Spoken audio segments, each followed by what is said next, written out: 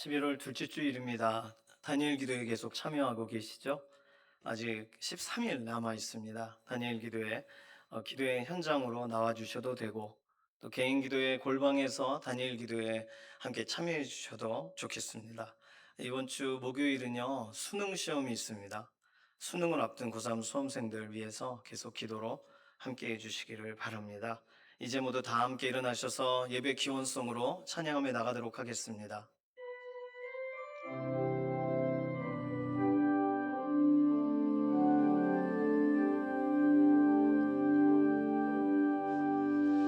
나 주님을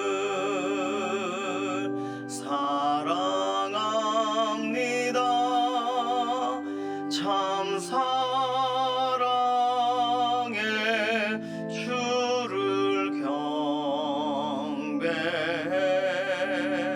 한 마음으로 예배드리니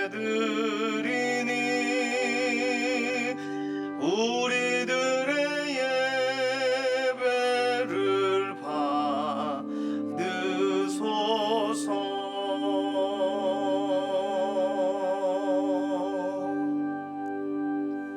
함께 신앙 고백하시겠습니다. 전능하사 천지를 만드신 하나님 아버지를 내가 믿사오며 그 외아들 우리 주 예수 그리스도를 믿사오니 이는 성령으로 잉태하사 동정녀 마리아에게 나시고 본디오 빌라도에게 고난을 받으사 십자가에 못 박혀 죽으시고 장사한 지 사흘 만에 죽은 자 가운데서 다시 살아나시며 하늘에 오르사 전능하신 하나님 우편에 앉아 계시다가 저리로서 산 자와 죽은 자를 심판하러 오시리라. 성령을 믿사오며 거룩한 교회와 성도가 서로 교통하는 것과 죄를 사하여 주시는 것과 몸이 다시 사는 것과 영원히 사는 것을 믿사옵나이다. 아멘.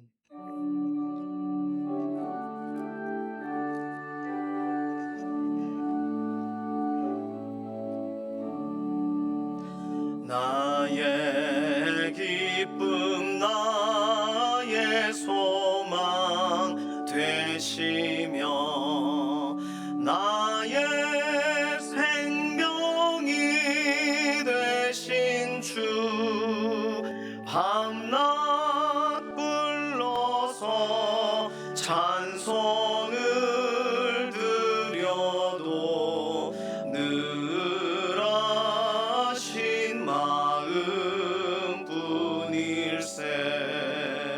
나의 사모하는 선한 목자는 어느 꽃다운 동산에 양의 무리와 늘 함께 가셔서 기쁨을 함께 하실까.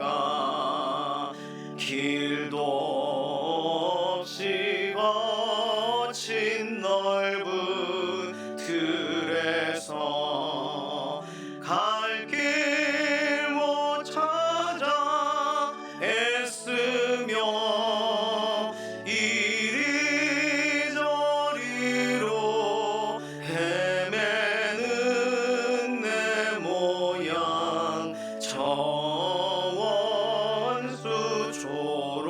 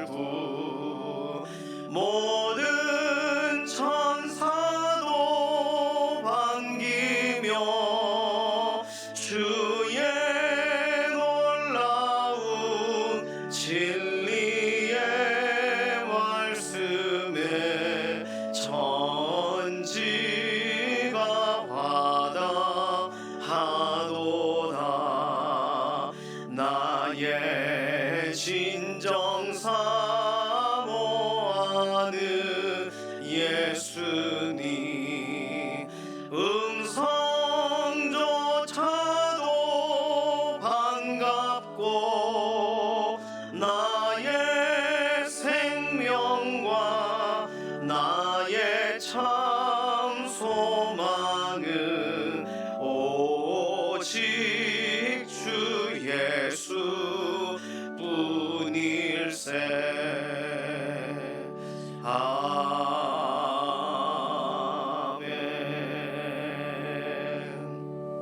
아멘. 모두 자리에 앉으셔서 교독하시겠습니다. 교독문 75번 마태복음 6장입니다. 그러므로 내가 너희에게 이르노니 목숨을 위하여 무엇을 먹을까 무엇을 마실까 몸을 위하여 무엇을 입을까 염려하지 말라. 목숨이 음식보다 중하지 아니하며 몸이 의복보다 중하지 아니하니. 공중의 새를 보라. 심지도 않고 거두지도 않고 창고에 모아 들이지도 아니하되 너희 하늘 아버지께서 기르시나니 너희는 이것들보다 귀하지 아니하니. 너희 중에 누가 염려함으로 그 키를 한 자라도 더할 수 있겠느냐. 또 너희가 어찌 의복을 위하여 염려하느냐. 들의 백합화가 어떻게 자라는가 생각하여 보라. 수고도 아니하고 길쌈도 아니하느니. 그러므로 염려하여 이르기를 무엇을 먹을까 무엇을 마실까 무엇을 입을까 하지 말라. 다 이만 너희 하늘 아버지께서 이 모든 것이 너희에게 있어야 할 줄 아시는. 그런즉 너희는 먼저 그의 나라와 그의 의를 구하라. 그리하면 이 모든 것을 너희에게 더하시리라. 아멘.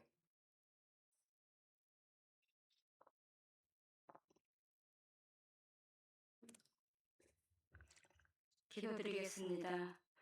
사랑과 은혜가 풍성하신 우리 하나님 아버지 감사를 드립니다. 지난 한동안도 우리와 함께 하시고 주의 은혜로 우리의 발걸음을 지켜주셔서 복된 주님의 날 주님 앞에 나와 감사와 찬양으로 아버지 앞에 영광 돌게 하시니 감사를 드립니다. 자비하신 하나님 아버지, 지난 한 주간의 삶도 믿음 안에 살려고 했지만 우리의 연약함으로 주님 앞에 온전히 서지 못한 모습이 많았음을 고백합니다. 저희의 허물과 죄악을 용서하여 주시옵소서. 하나님 아버지, 나라를 위해 기도합니다. 이 나라가 주님의 뜻 안에서 공의와 사랑이 가득한 나라로 세워지기를 간절히 소망합니다. 대통령과 유정자들에게 지혜와 올바른 판단력을 주셔서 이 나라와 국민을 위하여 올바른 정치를 하게 하시고 화합과 협력의 길로 나가게 하옵소서. 아버지, 교회를 위해서 기도합니다. 우리 교회가 참으로 하나님을 기쁘게 하는 교회되게 하시고 이웃을 위한 전도와 이 지역 사회의 복음을 전하는 데 크게 사용되도록 더 부흥되고 성장하는 복을 다하여 주옵소서. 하나님 아버지, 수학능력 시험을 앞두고 있는 수험생들을 위해 기도합니다. 지금까지 쌓아온 노력과 수고를 기억하시고 시험을 준비하는 마지막 순간까지 주님의 은혜와 평강이 함께하여 주시고 그들의 마음을 주님의 평안으로 채워주소서. 이 시간 말씀을 전하시는 우리 목사님께 성령의 충만함을 채워주셔서 말씀이 우리 모두의 마음에 새겨지고 주님의 뜻을 분별하여 살아가는데 힘이 되게 하옵소서. 하나님 아버지, 남은 한 해 동안 저희가 주님의 뜻을 따라 사랑과 용서, 섬김과 겸손으로 살아가기를 소망합니다. 주님의 지혜와 능력으로 채워 주옵소서. 이 모든 말씀 우리를 죄악에서 구원하 주신 우리 주 예수 그리스도의 이름으로 감사하며 간절히 기도 올려옵나이다. 아멘.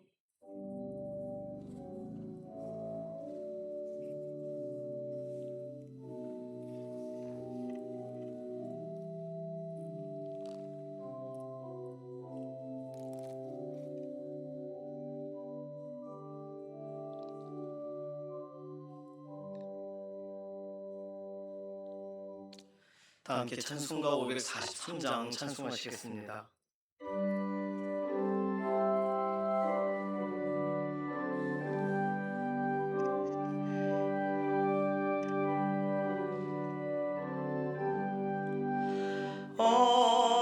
어려운 일 당할 때 나의 믿음 적으나 의지하는 내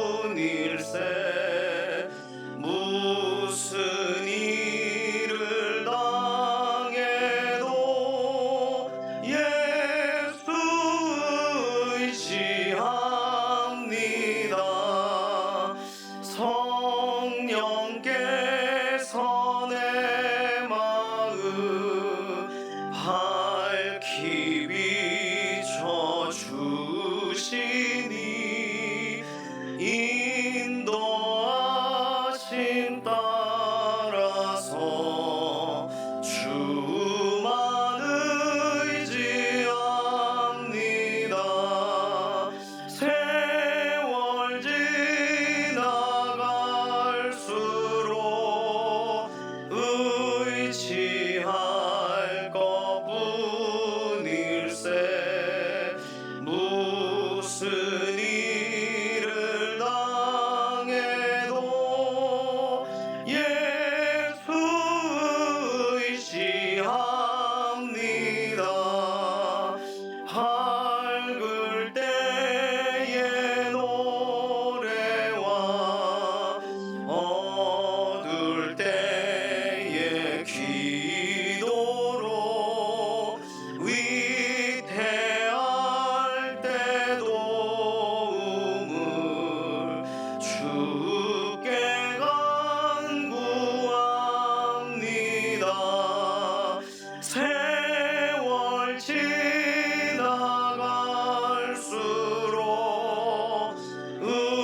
의지할 것뿐일세. 무슨 일을 당해도 예수 의지합니다. 생명 있을 동안에 예수 의지합니다. 천국 올라가도록 의지할 것뿐일세. 세월 지나갈수록 의지할 것뿐일세. 무슨 일을 당해도 예수 의지합니다.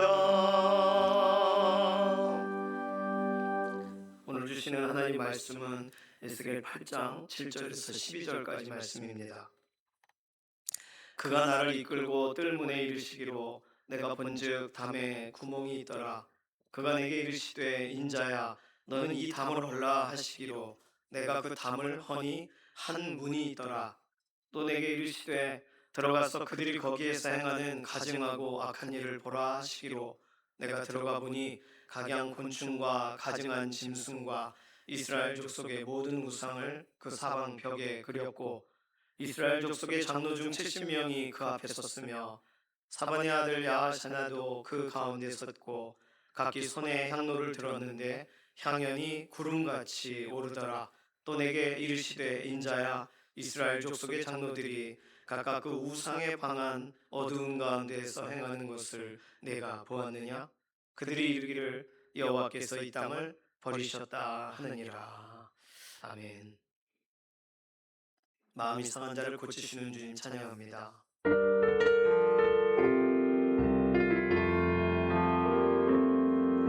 마음이 상한 자를 고치시는 주님, 하늘의 아버지 날 주관하소서. 주의 길로 인도하사 자유케 하소서.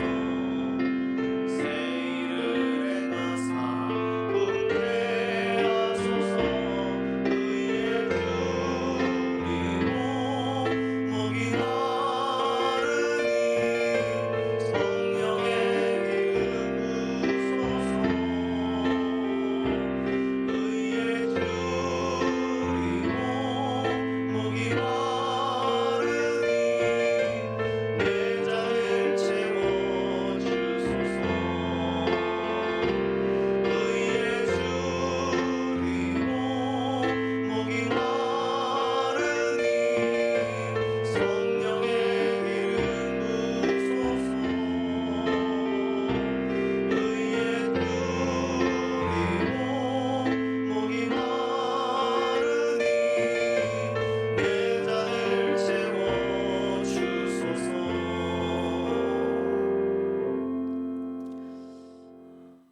손은 잡는 기능을 위해서, 발은 걷는 기능을 위해서 만들어져 있습니다.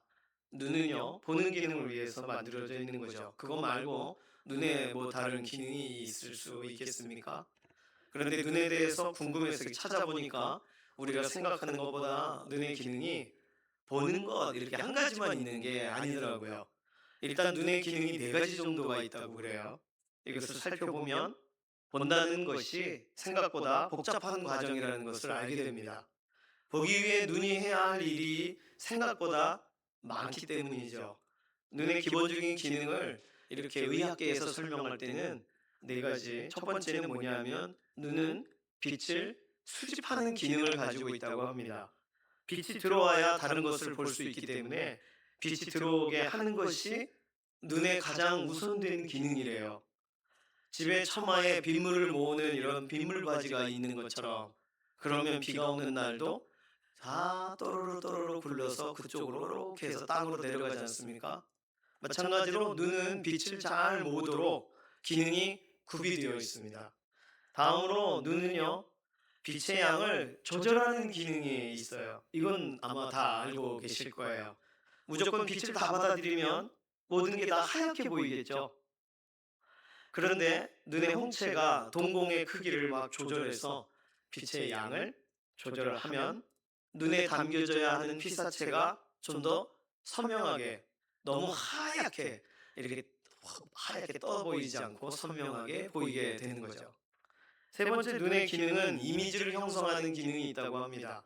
눈에 있는 망막에는 감각세포라는 것이 있는데, 이 세포들은 빛이 들어오면 뇌로 전기적인 신호를 보내서 그 신호가 시신경을 통해 뇌에 어떤 상이 맺히도록, 무언가 이게 지금 눈에 보여지는 게 뭔지를 설명해 주는 거죠.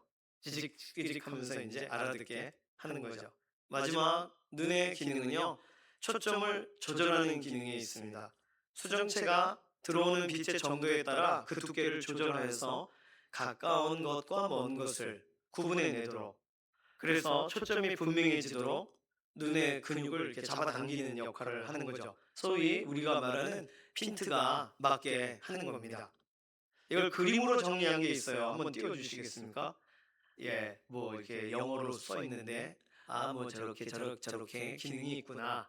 빛이 들어오고 빛을 조절하고 또 이미지가 맺히고 실제 초점이 맺혀지는, 그러니까 이런 눈의 기능들, 이 모든 게 한꺼번에 다 맞아야, 그래야 잘 보입니다, 이런 말이 나오는 거죠. 한쪽 눈 가리고 숫자 몇입니까? 그러면 잘 안 보이는데, 안경 도수를 맞추거나 눈을 또 이렇게 시력을 조절하도록 또 다른 수술을 하거나 할 경우에 잘 보입니다.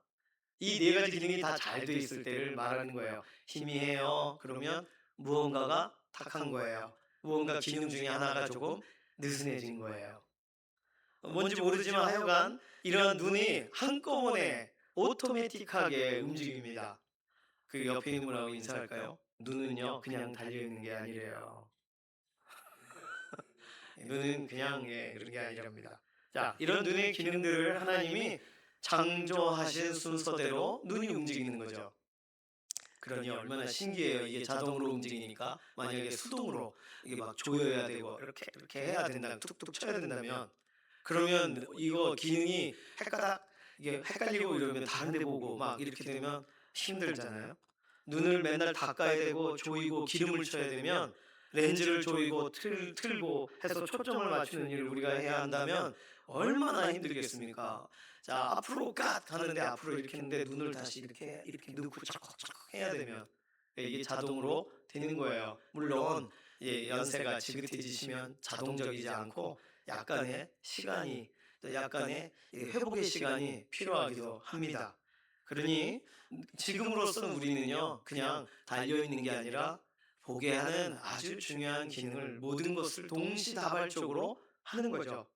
이게 생각해보면요, 대부분 눈의 문제들은요, 이 자동이 뻑뻑하고 잘 안 될 때 일어나는 겁니다. 주사를 맞고 약을 먹고 또 수술을 하는 거, 이거 몸이 1000냥이면 눈이 900냥이라고 하는데, 요즘 장기 밀매 조직 이야기 많습니다. 하반신만 발견되고 뭐 옛날부터 있었던 일인데 우리나라가 아주 노다지라 그러죠. 아이들 조심해야 되겠어요. 혼자 보내지 마시고. 어쨌든 눈은 900냥,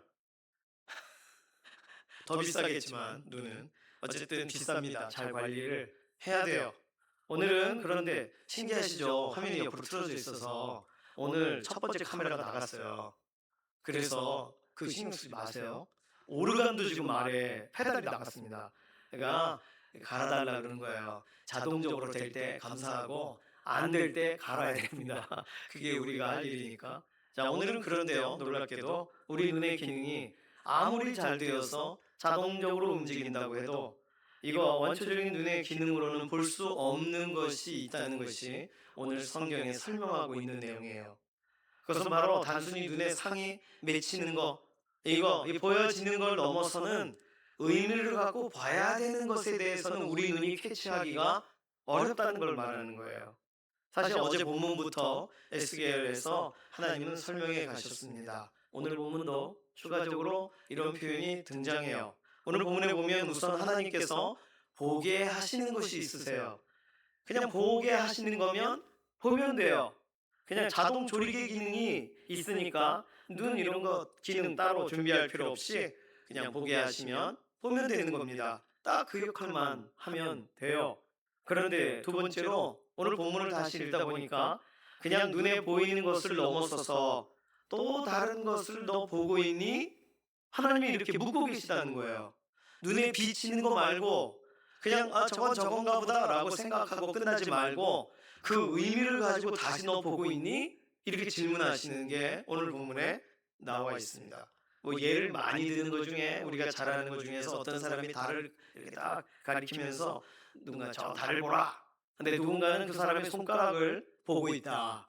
이거 뭐 중국에서부터 오는 그런 하나의 오래된 이야기죠.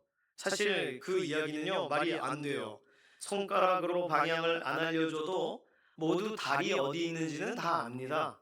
그런데 오히려 별을 가리킨다면 무슨 별인지 헷갈리니까 손가락 끝을 이렇게 보는 게 의미가 있는지는 모르겠어요. 저 달을 보십시오. 손가락 안 해도 다 보아요.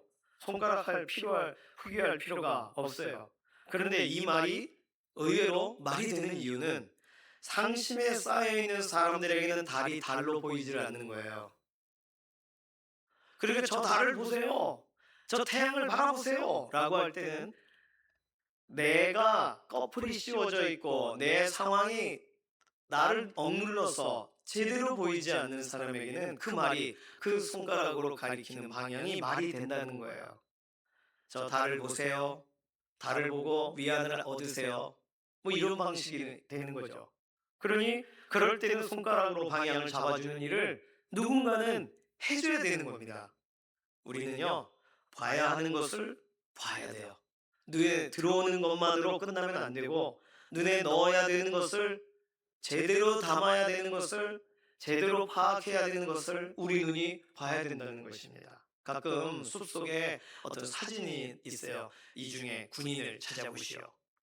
뱀이 있어요. 그럼 이 중에서 뱀이 어디 있는지 찾아보십시오. 지금 찾지 못하시면 5초 안에 찾지 못하시면 당신은 이미 죽은 목숨입니다. 뭐 이런 사진이 있습니다. 무슨 말인지 모르실까 봐 오늘 준비했어요. 자, 군인 사진. 자, 여기서 군인을 12명이 있다는데 찾아보실까요? 5초 동안 착, 착, 착, 착. 못 찾으셨으면 죽은 목숨입니다. 답을 알려주실까요? 이렇게 있대요. 뱀도 찾아보실까요? 다음번 사진. 자, 뱀은 어디 있을까요? 한 마리 있습니다. 5초 안에 찾지 못하시면 천국 가는 겁니다. 찾으셨습니까? 맞춰볼까요? 정답은? 네. 다시 앞으로 가보실까요? 이걸 파악하실 수가 있으셨어요? 대단한 눈의 소유자이십니다. 600만 불의 소유자이세요. 보는 것보다 더 중요한 건 빨리 발견해야 되는 거예요. 그냥 눈이 달려 있어서 보기는 보는데 찾지를 못하면 낭패를 당할 수 있으니까 말입니다. 오늘 성경 말씀도 비슷한 이야기를 하시는 거예요. 성경 말씀을 펼쳐서 우리는 읽는데 그런데 어떤 경우에는 읽어도 무슨 내용인지 모를 때가 있어요. 검은 것은 글자요. 흰 것은 종이로다. 이게 따로 떠보일 때가 있습니다. 읽어도 문맥을 도저히 알 수 없을 때가 있어요. 그러면 누군가가 알려주죠. 앞에 이야기를. 그럼 그 앞에 이야기를 가지고 뒤에 내용을 따라서 읽으면 읽기가 훨씬 수월합니다. 그러니까요, 한 글자를 봐도 한 장면을 읽어도 목적한 대로 그 내용을 우리가 찾아내고 제대로 볼 수 없다면 사실 우리에게 하나님이 주신 눈에 가장 중요한 그런 심층적인 기능을 우리가 사용하지를 못하는 겁니다. 그러니까 우리는 기도해야 돼요. 봐야 될 것을 제대로 보게 하소서. 다른 것들만 실컷 보고 진짜 봐야 될 건 못 보는 일이 없게 하소서. 우리 이런 기도가 필요합니다. 자, 그럼 오늘 본문에서 하나님께서 보여주고 싶으신 것은 무엇일까요? 어제 본문에도 비슷한 구절이 있고 사실 거기 힌트 구절이 나와 있습니다. 어제 본문에서는요, 예루살렘 성전으로 에스겔 선지자를 번쩍 들어서 옮기세요. 환상적인 이야기예요. 진짜 같다는 얘기가 아니고요. 그런데 예루살렘 성전에서 이미 성전 봉사자로 몇 년 동안 견습생으로 있었기 때문에 예루살렘 성전 북문, 안뜰 이러면 다 눈에 선한 거예요. 그러니까 하나님이 환상을 보여주셔도 에스겔 선지자는 정확하게 알아보고 거기 있던 사람들까지를 기억하는 겁니다. 하나님께서 환상을 보여주세요. 그 가운데서 무언가 이상한 게 하나님을 영원롭게 하고 하나님을 기쁘시게 해야 되는 자리에 우상이 세워져 있단 말이에요. 그러니까 8장 6절에 이렇게 설명합니다. 그가 내게 이르시되 인자야 이스라엘 족속이 행하는 일을 보느냐? 분명히 어제 본문에서는 사람들이 움직이는 장면이 없어요. 그냥 예루살렘 성전에 우상이 하나 떡하니 이상한 게 써 있네 정도가 에스겔이 눈에 봤던 겁니다. 그런데 하나님은 너 이스라엘 족속이 행하는 일이 보이고 있니? 라고 질문하셨다는 거예요. 그러니까 거기서 앞에 절하고 뭐하고 하는 게 보이냐? 분명히 우상 숭배의 현장을 성경은 묘사하고 있질 않아요. 그런데 하나님은 우상만 봐도 백성이 어떻게 할지를 너 보고 있니? 이렇게 질문하셨다는 거예요. 오늘 본문에서는 예루살렘 성전 뜰문으로 에스겔을 데려가십니다. 담에 가니까 구멍이 있어요. 그래서 그 구멍을 야, 너 이 담을 더 헐어봐라. 그러니까 에스겔이 담을 헐어버립니다. 그러자 비밀 문이 나왔어요. 에스겔이 모르던 문. 예루살렘 성전의 구조를 알 거 아니에요. 없던 문이에요. 그 문을 열고 들어가니까 곤충과 짐승과 여러 우상들이 벽에 다 그려져 있어요. 그리고 에스겔이 포로되어 끌려오기 전에 봤던 이미 명망이 있는 이스라엘의 중요한 위치에 있는 70명의 장로님들이 거기에 서 있고 예루살렘 성전 안에 어떻게 다 거기 서 있고 당시 제사장이던 사반의 아들 야스나도 서 있는 것이 하나님께서 보여주신 장면이라는 거예요. 왜 저기 서 있지? 70명이 왜 저 안에 들어가 있지? 그들이 손에 향로를 가지고 있어서 뭔가 하나님을 영화롭게 하고 하나님께 이 향을 갖다가 드리는 것인가? 그러자 하나님이 말씀하시는 거예요. 그게 12절이에요. 또 내게 이르시되 인자야 이스라엘 족속의 장로들이 각각 그 우상의 방한 어두운 가운데에서 행하는 것을 내가 보았느냐? 오늘 본문은 장로님들이 하는 일을 보여주시고 보았느냐라고 말씀하셨어요. 향로를 들고 가는 중이었어요. 무슨 향을 피우는 건지는 알 수 없지만 그런데 하나님이 우상의 방한 어두운 가운데 행하는 것을이라고 힌트를 주셨단 말이에요. 벽에 새겨진 우상을 먼저 보여주셨는데 그것이 전에는 없던 거였는데 지금은 하나님이 보여주시는 장면에 있는 거죠. 그렇습니다. 하나님은 지금 그들이 단순한 행동을 하는 게 아니라 어떤 목적을 가지고 저런 일을 하고 있는 것을 보라 이렇게 말씀하셨다는 거예요. 우리는 종종 좋게 보려고 합니다. 잘 보려고 하고 좋게 보려고 해요. 사람들의 말을 있는 그대로 들으려고 해요. 오해하지 않으려고. 일부러 의심하지 않고 뭐 밝혀지기 전까지는 다 괜찮은가 보다 하고 믿어줘요. 이것이 우리의 일차적인 인식입니다. 보는 것으로 말하자면 그게 눈의 기본적인 기능인 것이죠. 그런데 하나님은 유심히 보라고 말하시는 거예요. 무슨 의미를 가지고 저런 행동을 하는지를 유추해 보라고 모든 힌트들을 조합할 수 있는 시간을 주시는 거죠. 눈의 기능을 넘어 생각과 눈을 연결하는 기능까지를 활용하도록 하나님은 요구하시는 거예요. 예배해야 되는 곳에서 이상한 다른 우상에게 분향을 하고 있는 모습을 제대로 보라는 거예요. 기도해야 될 때 하나님이 우리를 버리셨다라고 말하고 있는 저 장로님들의 그 말을 들어보라는 거예요. 그들의 동기를 하나님이 보고 계셨어요. 우리는 볼 수 없지만. 그러니까 하나님께서는 보라 이렇게 하시는 겁니다. 말씀으로 지시하셔서 그 의미를 보여주시는 거예요. 그러면 하나님 말씀 듣고 나니 다르게 보이죠? 달리 보입니다. 아, 그런 의미였구나. 전혀 다르게 하는 행동이었네. 좋은 일을 하고 있는 게 아니었네. 이게 한 번에 보여지는 거죠. 그렇습니다. 우리 생각을 넘어서 하나님이 말씀하신 말씀을 따라갈 때, 하나님께서 제시하시는 그 기준을 따라갈 때 우리는 다르게 볼 수 있는 거예요. 우리 눈에 다르게 보여지는 게 아니라 하나님의 말씀 때문에 다르게 이제는 우리 눈이 보이게 되는 것입니다. 사랑하는 강북중앙교회 믿음의 동역자분들, 우리는 정말 하나님께서 지금 보게 하시는 것을 넘어서 보여주시는 것까지 보고 살아가고 있습니까? 자녀들이 공부하는 줄 알고 야 공부하겠지 하고 이렇게 언뜻 보니 책상에 앉아 딱 있습니다. 그러면 우리가 눈에 보게 되는 건 공부하는 모습이에요. 공부하는 뒷모습. 과일을 깎아서 뭐 과자를 가지고 갑니다. 그러면 갔더니 오락을 하고 있다. 그러면 우리가 진짜 봐야 될 걸 봐야 되는 거잖아요.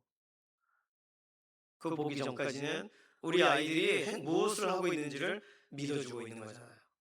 우리의 믿음을 배신하는 일들이 많이 있습니다. 세상에서 많이 일어나는 일들이에요. 그래서 하나님은 그걸 말씀하세요. 너 저들이 어두운 곳에서 하고 있는 일을 보고 있니? 우리는 이 시각이 하나님이 우리에게 제시하시는 이 시각이 우리 자신을 돌아보는데도 또 세상을 바라보는데도 나라와 민족을 바라보는데도 이 기준이 필요합니다. 그냥 잘 되어지는 것처럼 보이고 그냥 괜찮은 것 같은데 라고 하는 체감되는 것으로만, 왜냐하면 우리는 감정을 굉장히 중시하면서 감정에 속아요. 우리 기분 좋은 날에는 좋지 않은 일도 넘어가요. 기분이 엄청 나쁜 날에는 잘하고 있는 일에 대해서도 뭐라 그래요? 이게 그냥 사람이라 우리 육신을 갖고 있는 동안 우리도 모르게 감정의 영향을 너무 많이 받기 때문에 그렇습니다. 하나님은요, 유심히 보라고 하시는 거예요. 눈에 정보를 다 담아주셨는데도 그 정보를 조합할 능력이 우리에게는 없으니까 너 어두운 방 안에서 우상 앞에서 저러고 있는 걸 보느냐?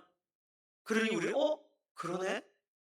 저 정상이 아닌 행동을 하고 있네? 이렇게 보게 되는 거죠. 하나님 말씀 따라가야 제대로 보여지는 줄로 믿습니다. 하나님의 말씀은요, 그래서 표면적으로 세상에 일어나는 모든 일들을 재해석해 주시는 기능을 가지고 계세요. 그 일의 배후는 무엇인지, 그 일의 의미는 무엇인지, 이럴 경우는 우리가 어떻게 해야 되는지에 대해 하나님의 말씀이 우리에게 기준으로 함께하고 계십니다. 자, 그렇다면 이 세상을 살아가는 동안 우리가 진짜 봐야 되는 것은 무엇일까요? 정말 봐야 되는 것을 못 보고 내 눈에만 비춰지는 것으로 세상의 모든 것을 다 보고 있다고 생각한다면, 그렇다면 우리는 어리석은 시간을 보내고 있는 것일 겁니다. 그러나 하나님은요, 그걸 관통하여 보도록 우리에게 말씀에 이런 기준이 되어지는 기준점을 제시해 주시는 말씀을 우리에게 제시해 주고 계시다는 거예요. 말씀을 하나하나 좀 따라가 보고 싶습니다. 5가지 말씀이에요. 첫 번째는 신명기 4장 32절 말씀입니다. 함께 읽습니다. 내가 있기 전 하나님이 사람을 세상에 창조하신 날부터 지금까지 지나간 날을 상고하여 보라. 하늘이 이 끝에서 저 끝까지 이런 큰 일이 있었느냐? 이런 일을 들은 적이 있었느냐? 자, 세상을 창조하신 날부터 지금까지 지나간 날을 상고하여 보라. 하나님께서 구약 성경, 신약 성경 통틀어 제대로 좀 봐라라고 제시하시는 첫 번째 말씀은 신명기 4장 32절. 육안으로 볼 수 없는 과거의 역사들을 어떻게 해요? 상고하여 보라. 돌아보라, 생각해 보라. 오고 오는 세대들이 못 본 것을 상고하여 보라. 이 세상이 어떻게 창조됐고 하나님은 어떻게 운행해 오셨는지를 묵상하라는 거예요. 우리가 알 수 있는 유일한 기준은 성경에 말씀하고 있는 태초에 하나님이 천지를 창조하시니라. 창조하시니라부터 시작된 창세기의 말씀부터 우리는 말씀이 과거의 것들을 설명하고 있고 그 말씀들을 상고하는 것이 우리가 알 수 있는 유일한 과거를 돌아볼 수 있는 지금까지 무슨 일을 하나님이 질서 있게 진행해 오고 계시는지를 볼 수 있는 유일한 방법입니다. 왜냐하면 우리는 지금 보여지는 이 세상의 모든 것들이 어떤 방식으로 지금 구동되고 있는지를 알 길이 없거든요. 산은 왜 융기하고 또 땅은 왜 침화되는지 우리는 몰라요. 그냥 지각의 운동이 있다 이런 과학적으로 그 정도만 알 뿐. 그러나 하나님은 모든 것들을 어떻게 운행하고 계시는가에 대해서 성경에 설명하고 계세요. 그러니까 우리는 세상을 창조하신 날부터 지금까지 지나간 날을 돌아볼 때만이 오늘과 그리고 미래에 대한 가장 중요한 기준을 갖고 세상을 다른 방식으로 보게 되는 줄로 믿습니다. 두 번째 구절입니다. 전도서 7장 13절입니다. 함께 읽습니다. 하나님께서 행하시는 일을 보라. 하나님께서 굳게 하신 것을 누가 능히 곧게 하겠느냐. 하나님께서 굳게 하신 것, 구부러지게 하신 것, 그것은 우리는 소망하지만 아직 되어지지 않은 일일 수도 있어요. 하나님께서 틀어놓으신 것, 하나님께서 아직 풀어놓지 않으신 것, 우리가 기대하고 있는 일일지도 모릅니다. 그런데 하나님께서 행하시는 일을 보라는 거예요. 다시 말해서 하나님의 손안에 있다는 것을 보라는 거예요. 아직 진행되지 않는다면 하나님의 손안에 있는 거거든요. 하나님께서 풀어놓아 주시기 전까지 하나님이 이 모든 것에 대한 주도권을 가지고 계신 것이거든요. 모든 것이 하나님의 계획하에 하나님의 모든 주관하심 가운데 있습니다. 이것을 보지 못하면 우리는 믿음없는 행동만 하게 되는 것입니다. 하나님이 행하시고 계시는 것을 우리는 봐야 돼요. 그러니까 아유 굽어졌네 안 되겠네 하고 포기할 일이 아니에요. 굽어진 것을 누가 능히 곧게 하겠느냐? 누가 하실 수 있어요? 하나님이 하시는 거거든요. 그러니까 우리는 되어지지 않은 일들에 대하여 되게 하시는 분 앞에 나아가는 것이 필요합니다. 그러니 우리는 문제를 만났을 때 하나님이 곧게 만드시고 풀어지게 만드시고 해결되게 만드시는 분이시라는 사실을 더 믿으면서 문제와 환경을 넘어서서 그것을 바꾸시는 하나님을 바라보시기를 바랍니다. 세 번째, 이사야서 35장 4절 말씀입니다. 함께 읽습니다. 겁내는 자들에게 이르기를 굳세어라 두려워하지 말라 보라 너희 하나님이 오사 보복하시며 갚아주실 것이라 하나님이 오사 너희를 구하시리라 하라. 아멘. 무엇을 보라는 거예요? 하나님이 갚아주시고 보복하시고 구해내시고 하나님이 행하실 일을 미래적으로 이루어질 일을 바라보라는 거예요. 이것이 어떻게 가능하죠? 우리가 어떻게 하나님이 행하실 일을 알 수가 있죠? 그것은 하나님의 약속입니다. 하나님의 약속을 붙들 때 하나님의 약속대로 행하실 것을 우리가 믿고 나아가는 믿음은요, 우리가 그냥 우리 안에서 출발하는 게 아니라 약속을 봐야만 믿음이 생기는 거예요. 오늘 저녁 맛있는 거 먹자. 그러면 와, 맛있는 거 먹으러 나가겠구나 라고 믿어지는 것처럼 맛있는 거 먹자는 약속이 없는데 오늘은 정말 맛있는 것이 주어질 거야. 이렇게 하는 건 그 믿음이 아니죠. 그건 기대죠. 기대. 근데 기대는 내가 혼자 생각입니다. 그러나 약속이 있을 때 엄마가 시장 갔다 올게. 걱정하지 마 얘들아 오늘 끝내줄 거야. 그러면 와 믿음이 생기는 거예요. 저희 둘째 혼자 있을 때 제가 냉동실에 있는 걸 다 꺼내서 자탕으로 요리를 한번 해준 적이 있습니다. 그러니까 둘째에게 야 오늘 진짜 너 깜짝 놀랄 만한 걸 내가 해줄 거야 했더니 뭘 할 수 있겠어 뭐 이런 생각을 새우를 좋아하거든요. 그래서 새우를 막 쫙 그러니까 우와 혼자 한 40마리 요만한 칵테일 새우 막 먹었어요.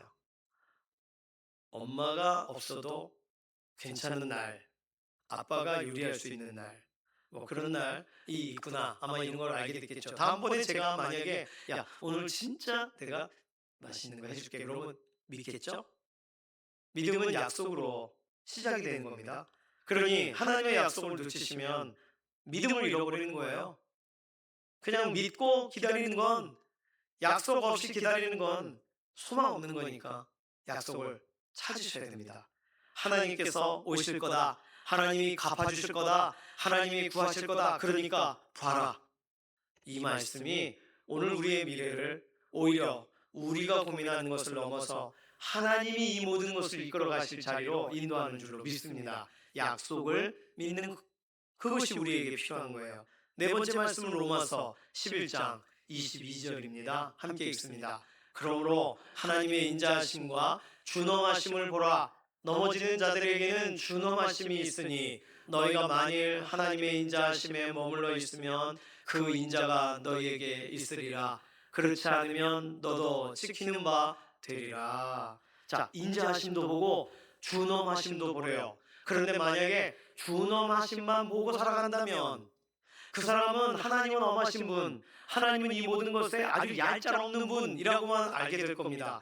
그러나 인자하심에 머물러 있는 사람은, 하나님의 인자하심에 머물러 서 있는 사람은, 그렇다면 하나님의 준엄하심도 이해할 수 있고 그것을 받아들일 수가 있는 거예요. 긍휼과 심판, 회복과 징계, 하나님의 인자하심에 머물러 있는 그 사람에게 하나님의 인자가 찾아오는 것이고, 하나님의 긍휼과 인자하심을 구할 때 우리는 그 안에 설 수 있습니다. 그러니 오늘 하나님이 우리의 인생 가운데 행하시는 인자하신 긍휼하신 가운데 열어놓으신 길들을 바라보시길 바랍니다. 하나님이 사랑으로 선하심으로 우리의 인생 길에 열어놓으신 길을 보시기를 바랍니다. 그 인자하심을, 그 하나님의 사랑하심을, 하나님의 긍휼하심을 붙들고 있는 동안에는 우리는 흔들리지 않는 거거든요. 그러나 준엄하심만 바라보고 있다면 그 모든 것에 대한 우리가 얻을 수 있는 것이 무엇이겠습니까? 하나님의 인자하심에 머물러 있으라. 굉장히 중요한 말씀 아니에요? 다섯 번째 말씀입니다. 요한일서 3장 1절입니다. 함께 읽습니다. 보라, 아버지께서 어떠한 사랑을 우리에게 베푸사 하나님의 자녀라 일컬음을 받게 하셨는가. 우리가 그러하도다. 그러므로 세상이 우리를 알지 못함은 그를 알지 못함이라. 뭘 보라는 거예요? 하나님의 자녀가 된 것을 보라는 거예요. 하나님의 사랑이 우리에게 어떻게 베풀어 주셔서 자녀라, 우리를 부르고 우리를 자녀라 일컬음을 받게 하시는지를 보라는 거예요. 하나님이 자녀를 아끼시는 방식을 보라는 거예요. 아이들이 어리면 어린이집 데려다주고 또 끝나기 전에 그 아이 있습니다. 아이들이 그러니까 엄마가 자기를 버렸다고 생각하지 않아요. 왜냐하면 문이 열리는 순간 그 자리에 아까 아침에 오셨던 대로 그 자리에 계시거든요. 우리 할아버지 할머니가 그 자리에 계시거든요. 그러니까 어린이집, 유치원 가는 거예요. 믿고 가는 거예요. 하나님의 자녀가 된 것, 어떻게 하나님은 증명해 주고 계시나요? 우리 인생 가운데. 하나님의 자녀, 우리의 인생이 하나님의 자녀답게 되기 위하여 하나님은 무슨 일을 행하고 계시는가요? 그것을 봐야 되는 거예요. 하나님이 약속하시고 우리를 이끌어 가시는 동안 우리를 그냥 하나님이 말씀을 그냥 이루어 가시는 분 정도가 아니라 자녀에게 어떻게 이루시는가를 자녀의 시각으로 보라는 거예요. 예수님을 주님으로 영접한 다음에 우리는 하나님의 자녀가 되었습니다. 하나님을 아버지라 부를 수 있게 되었어요. 그래서 우리에게 어떤 사랑을 주셨는지를 더 깊이 알게 되었어요. 자녀라면 자녀의 시각을 가지고 우리 이끌어 가시는 아버지 하나님을 바라보시길 바랍니다. 요한계시록 21장 3절과 4절을 추가적으로 좀 설명을 드리고 싶어요. 자, 이 구절도 같이 읽어볼까요? 내가 들으니 보좌에서 큰 음성이 나서 이르되 보라, 하나님의 장막이 사람들과 함께 있음에 하나님이 그들과 함께 계시리니 그들은 하나님의 백성이 되고 하나님은 친히 그들과 함께 계셔서 모든 눈물을 그 눈에서 닦아주시니 다시는 사망이 없고 애통하는 것이나 곡하는 것이나 아픈 것이 다시 있지 아니하리니 처음 것들이 다 지나갔음이러라. 계시록에서 설명하고 있는 것은요, 하나님의 장막을 보라 그래요. 하나님의 위로가 어떤 방식으로 진행되는지, 우리가 세상을 떠난 다음에 하나님은 어떻게 믿음의 사람들의 마지막을 다 새로운 시작으로 열어가시는지를 보라는 거예요. 우리는 그거 볼 수 없습니다. 천국이 안 보이니까요. 그런데 성경에서는 말해요.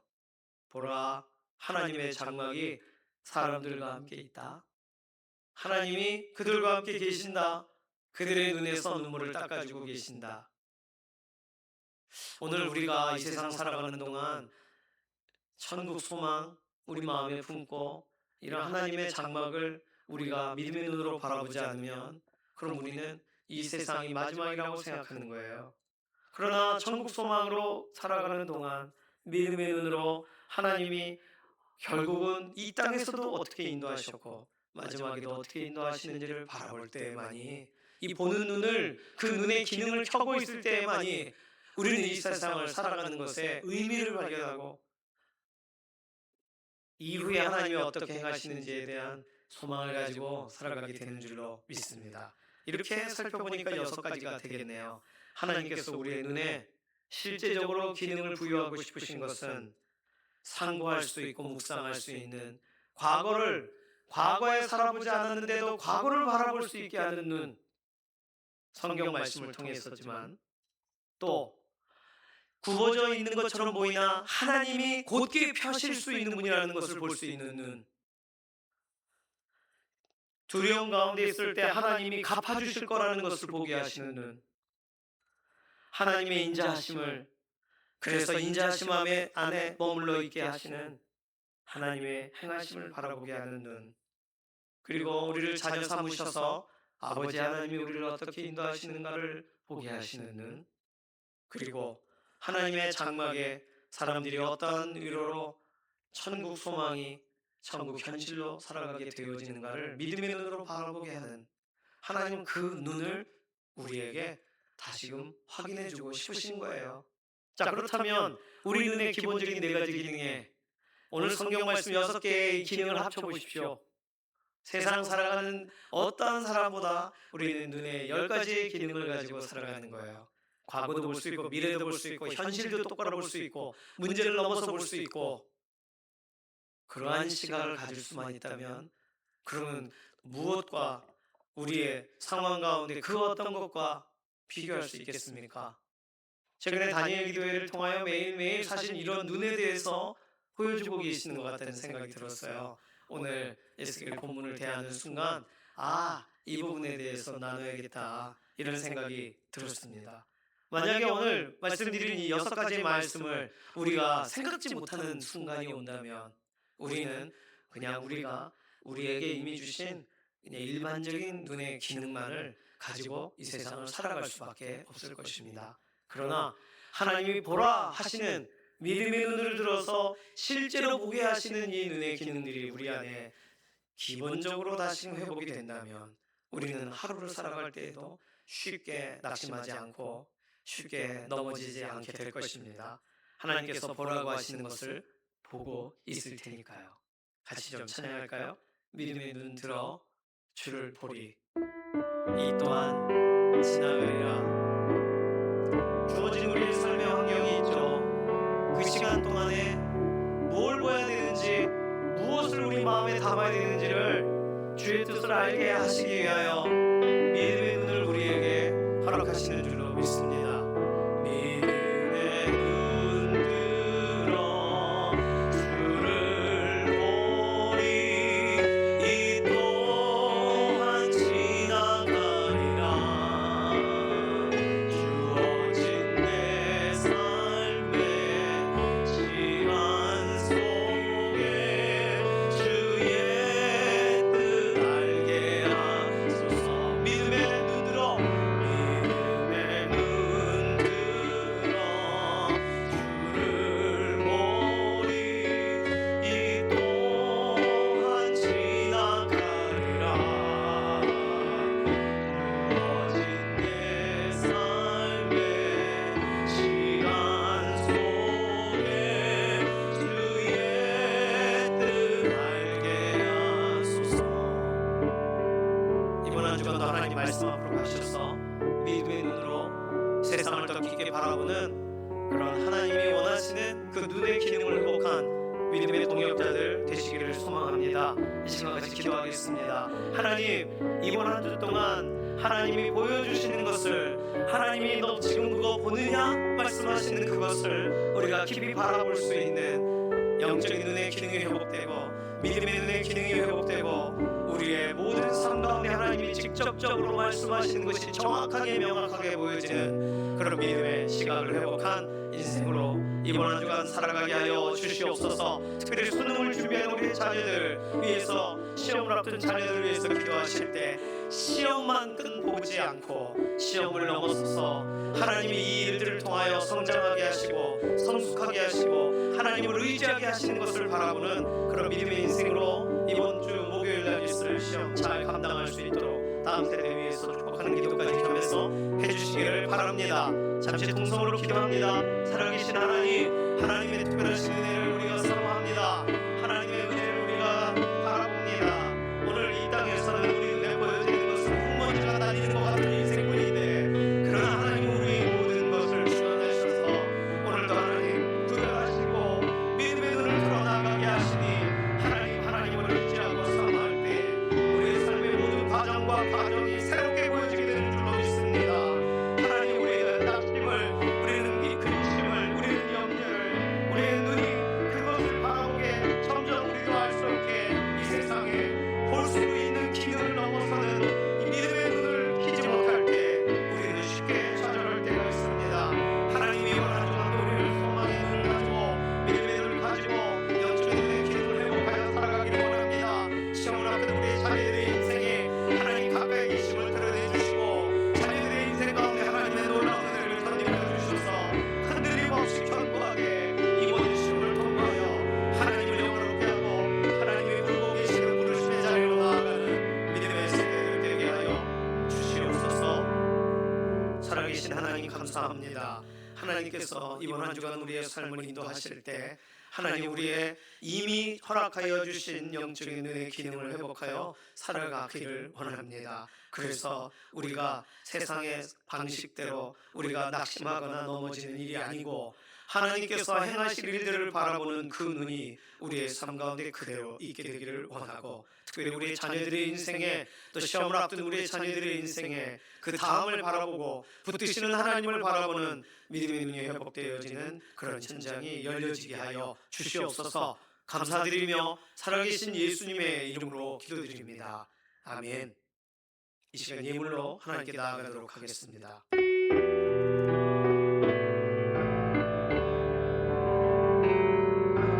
오직 주의 은혜로 지금 여기 서 있네. 한없는 경배, 한없는 찬양, 내 영혼 예배드리네. 나를 위해 이 땅에 오신 주의 그네, 십자가 고통 이기신 주님 그네 어찌 주리. 주네 날 채우시네. 주네 보게 하시네. 살아가는 동안 은혜로만 살림 십자가는, 살아가는 동안 은혜로만 살림, 살아가는 동안 은혜로만 살림 십자가 은혜로. 살아계신 하나님, 우리의 눈에 보여지는 것만 보고 살지 않게 하시고 믿음의 눈을 들어서 하나님께서 보게 하시는 우리에게 주어진 삶을 어떻게 통과해야 되는지에 대해 우리가 약속 붙들고 나아가는 그런 믿음의 한 주간이 되게 하여 주실 줄로 믿습니다. 우리의 삶에 이미 주신 것 중에 일부를 구별하여 하나님을 존중함으로 이 시간 하나님께 예물로 올려드립니다. 또 하나님이 우리 인생을 채워주실 것을 믿음으로 하나님께 감사함으로 올려드립니다. 이번 한 주간 하나님의 선하신 손길을 보게 하여 주시고 하나님의 이른 비와 늦은 비와 같은 온전한 공급을 이번 한 주간도 경험하는 인생이 되게 하여 주시옵소서. 감사드리며 살아계신 예수님의 이름으로 기도드립니다. 아멘. 오늘 2부 예배 후에 여선교 총회가 있습니다. 여선교 회원분들 모두 참석해 주시기를 바랍니다. 오늘도 다니엘 기도회가 있어요. 다니엘 기도회 토요일만 저녁 7시 30분에, 주일 평일에는 평소같이 8시에 진행이 됩니다.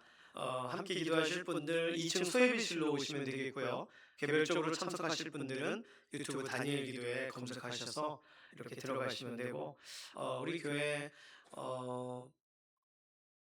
유튜브 재생 목록에 들어가시면 다니엘 기도회를 링크를 계속 해드리고 있습니다. 예, 들어가셔서 참여하시면 되겠어요. 다음 주 주일이 추수감사 주일이에요. 추수감사 주일은 뭐 우리 교회만 이날로 딱 정한 게 아니라 뭐 모든 교단이 다 같은 날로 정하고 있습니다. 주보에 추수감사 헌금 봉투를 넣어드렸어요. 감사한 제목들이 있으시면 적으시고, 그리고 또 감사함으로 하나님께 감사의 표현을 하나님께 올려드리시기를 소망합니다. 추수감사 주일에 당일날 아주 기쁜 소식이 있어요. 멋진 선남 선녀의 결혼식이 있기 때문입니다. 이순도 집사님, 신맹혁 권사님 아드님이신 이진만 군이 박현진 양과 결혼을 하게 돼요. 11월 16일 오후 12시 DMC 타워 웨딩 4층 페리체 홀에서 있습니다. 요즘 예식장 잡기가 하늘의 별 따기처럼 어려워요. 그러니까 별을 딴 거죠. 그러니까 뭐 축하해야 됩니다. 부득이하게 주일 예배 시간에 이렇게 예식이 진행되어서 가기가 참 어렵지만, 하나님 주시는 복 안에 믿음의 가정이 세워지도록 꼭 신랑 신부의 행복을 위해서 기도로 함께해 주시기를 바랍니다. 광고 미리 드렸던 것처럼 김병호 목사님, 손재 사모님이 오늘이 우리 교회에서 주일 예배 함께 드리는 마지막 날이에요. 다음 주에는요, 전에 사역을 하셨기도 하고 이제 새롭게 사역하시게 될 전주에 있는 교회로 가시게 됩니다. 그래서 2부 예배 시간에는 이렇게 잠깐 인사하는 시간을 갖는데요. 1부 예배 때는요, 그냥 우리가 따로 인사하진 않고, 왜냐하면 저 방송실에 계시니까 사모님이 또 자막도 하시고 또 목사님이 음향 쪽으로 하시니까 우리 박수로 좀 우리가 좀 아쉽지만 어쨌든 좀 그간 감사했습니다, 이렇게 박수로 파송하는 그런 시간을 갖도록 하겠습니다. 네, 다른 광고는 주보를 참조해 주시면 되겠어요. 이제 모두 자리에서 일어나셔서 손을 들고 마지막 찬송 부르시고 우리 삶의 예배 자리로 나가도록 하겠습니다.